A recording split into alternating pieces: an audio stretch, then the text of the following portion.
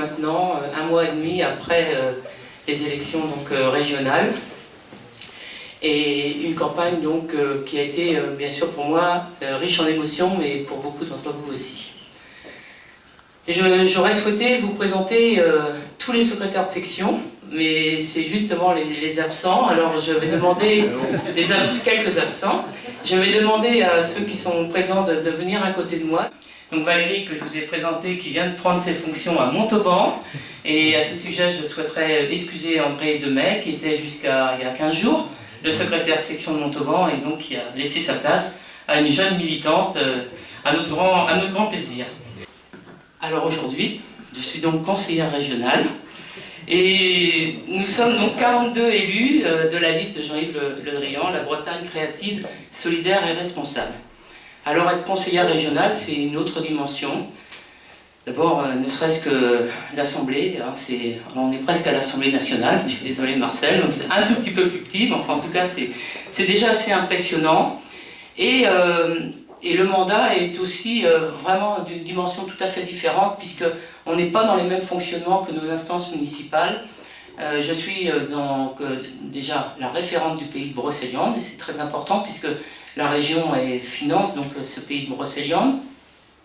Et je suis rentrée dans la commission aménagement du territoire. Alors pourquoi cette commission? C'est la commission qui traite du transport. Et pour ceux qui ont partagé mes moments de bonheur dans les gares à 6h30 le matin, par moins 10, à peu près équivalent, je peux vous assurer qu'ils savent à quel point le transport était très important à mes yeux.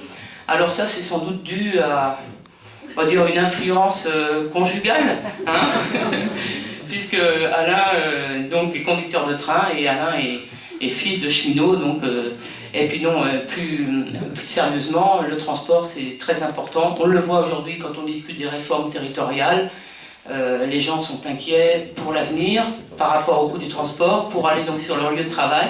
C'est une compétence obligatoire de la région, donc mon intérêt est d'autant plus grand sur ce sujet.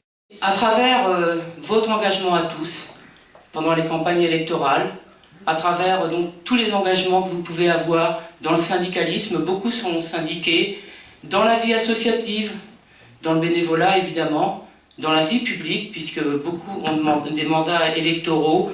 Donc, de voir ce militantisme autour de nous pendant ces campagnes, finalement nous donne des espoirs dans l'avenir, que le militantisme n'est pas mort et qu'on doit y croire, puisque c'est quand même, je dirais, l'avenir de notre société, de croire à des valeurs, d'être solidaire, et ça c'est très très important.